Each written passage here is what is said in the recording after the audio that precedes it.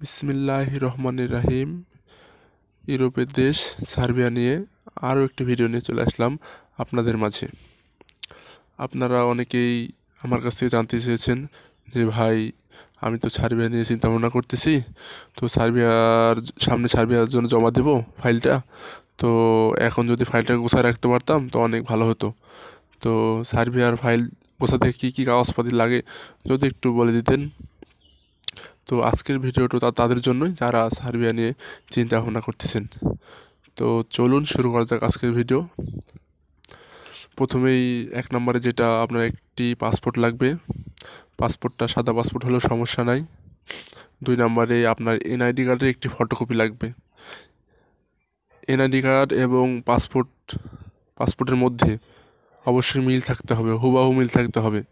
আপনার যেমন নাম, ঠিকানা, তারপর আপনার জন্মসাল, আদার্স ইনফরমেশনগুলো হুবহু মিল থাকতে হবে। না হলে দেখা যাচ্ছে আপনার ভিসা হওয়ার ক্ষেত্রে অনেক প্রবলেম হয়। অনেক ক্ষেত্রে ভিসা হয় না, বেশিরভাগই ভিসা এই জন্যে রিজেক্ট হয়। তো চেষ্টা করবেন এগুলো মিলাই করতে। 3 নম্বরে এসে আপনার হচ্ছে একটি সিভি লাগবে। সিভিটা অবশ্যই ইংলিশে হতে হবে। 4 নম্বরে এসে আপনার হচ্ছে 8 থেকে 10 কপি সেনজেন সাইজ ছবি লাগবে। সাইজটা মনে রাখবেন, সেনজেন সাইজ। 5 নম্বরে এসে হচ্ছে আপনার শিক্ষাগত যোগ্যতার একটি সার্টিফিকেট লাগবে। এটা হচ্ছে সর্বনিম্ন এসএসসি পাস, উপরে হচ্ছে ইন্টারমিডিয়েট, অনার্স, এগুলো থাকলেও হবে, না থাকলেও হবে, সর্বনিম্ন এসএসসি। আর হচ্ছে আপনার 6 নম্বরে এসে হচ্ছে পুলিশ ক্লিয়ারেন্স।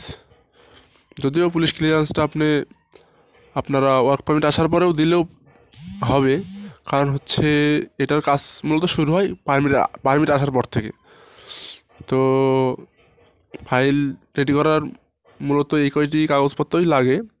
যদি আপনারা এক্সট্রা কিছু যোগ করতে পারেন, যেমন হচ্ছে যে আপনার কোনো কাজের দক্ষতা আছে, সেই দক্ষতাগুলো যোগ করে দিতে পারেন। যেমন আপনার ইলেকট্রিশিয়ান বা প্লাম্বার বা ইলেকট্রনিক্স, মেকানিক্যাল, ড্রাইভিং, এগুলো যদি কোনো কাগজপাতি থাকে আপনি অবশ্যই ওর সাথে অ্যাড করে দেবেন।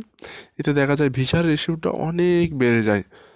যদি আপনার সিম্পল একদম সাধারণ শ্রমিকের ভিসার পার্সেন্ট 50, আপনি যদি এই কাগজপত্রগুলো যোগ করেন আপনার ভিসা রেশিওটা অল টাইম ওদের থেকে 20%, 30% বেড়ে যাবে। মানে দক্ষ লোকের চাহিদা অনেক বেশি সার্বিয়াতে। তো যদি আপনার কোনো দক্ষতা থাকে অবশ্যই ওটা দিয়ে দিবেন। আর যদি না থাকে তাও প্রবলেম নাই, তাও আপনি হয়ে যাবে, সমস্যা নাই। আর থাকলে অবশ্যই দেবেন। তো আজকের ভিডিওটা আমি এই পর্যন্তই শেষ করতে চাচ্ছি।